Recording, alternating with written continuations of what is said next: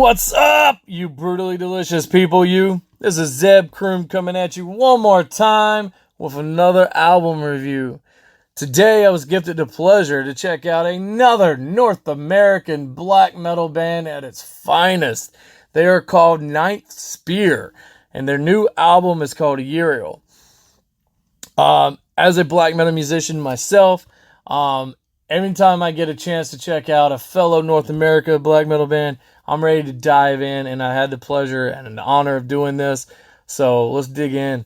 So this band is kind of like a super group of members from other bands. We got band Sympathy, we got Frost Like Ashes, and Mortification that combined to make this one band here. Listening to this album, they are black metal, and they do my favorite combo, which is throwing the elements of death metal in there. Some death metal riffs going down, a little bit of, more of the growl vocals. But one thing they hit me with a surprise was they threw in some thrash in there. So they've got black metal, death metal, and thrash coming at you. And some of the thrash moments are just insane. It gets you jacked up. Kind of reminds me of a black metal Megadeth. Like, it's insane. One thing that I really, really want to note about this is the clarity of the album. I'm not sure where they recorded this or produced this, but the clarity is so strong, so beautiful. Definitely need to give credits to where that was done.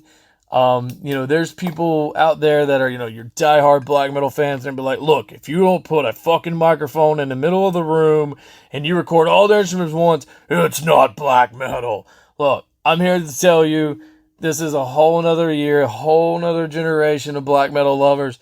And you know what?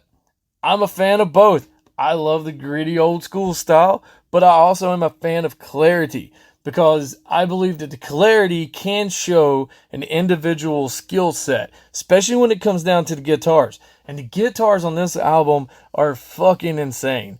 They are ripping, complete, just non-stop, amazing.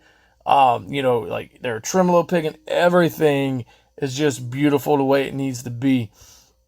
Same thing goes with the bass and the drums. And this drummer gives you exactly what you want. He gives you your black metal blast beats, but then he's got some fucking death metal grooves that he kicks off. And just extreme clarity on those drums. And myself, I know how hard it is to get clarity on drums. So definitely money well fucking spent on producing this album. So one of the things, about the album, again, is how clear it is, how heavy it is, how aggressive it is. And they bring a lot of elements to the table. And again, like I said, front to back, side to side, this album is intense. Definitely one of the most enjoyable North American black metal bands that I have heard so far in a very long time. Definitely believe these guys would put on a killer live show. So if you see these guys out, go check them out, because I got a feeling they're going to melt your damn face. So after listening to every track, I got down to what I had to pick was my favorite, and that's the one I want to talk about. And that track happens to be entitled From East to West. It's about maybe a little over 7 minutes long, which is how black metal should be. And what got me was slow, haunting intro. I'm a huge fan of that. Call me a slut for it, whatever. I love it. I'll fall for it every single time. And then, it's going to come in, it's going to get aggressive, and then it does. And when it does, it is banging. We got deep vocals, the death metal low growls. We get into the mid-range, nasty black metal shrieks.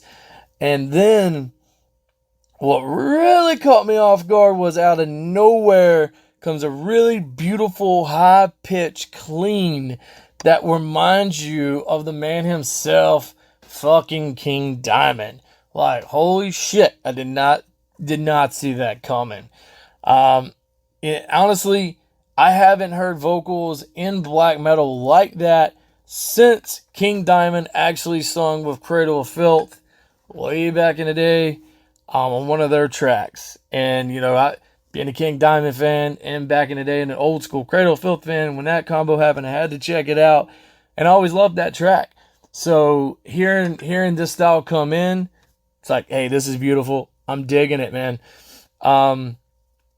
Then it goes back, back and forth, back to the heavy.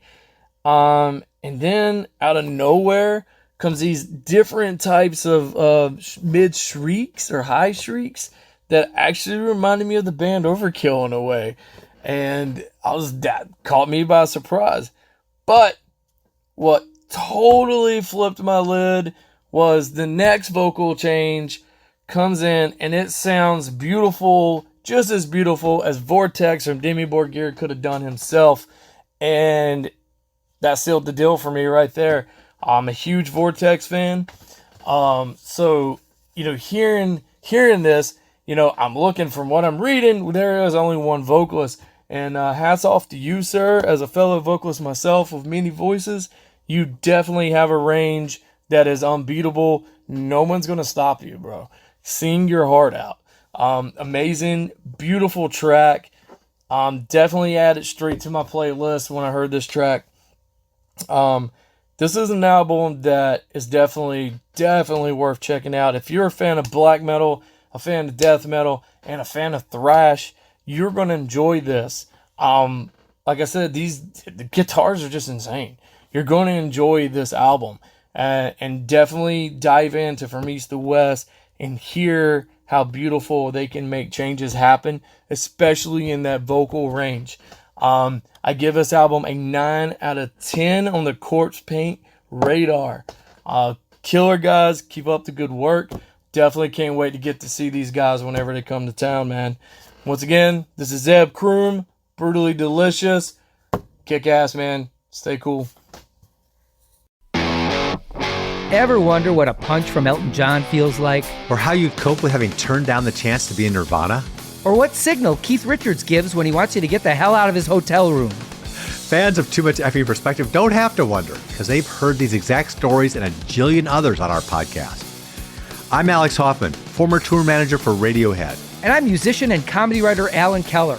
On the TMEP show, we get guests like Nancy Wilson from Heart, Jeremiah Freites from the Lumineers, and Modern Family's Julie Bowen to tell us things they may have only shared with their therapist, clergy, or a TMZ stringer. So join us on Too Much Effing Perspective. That's EFFING Perspective. The only podcast you crank up to 11.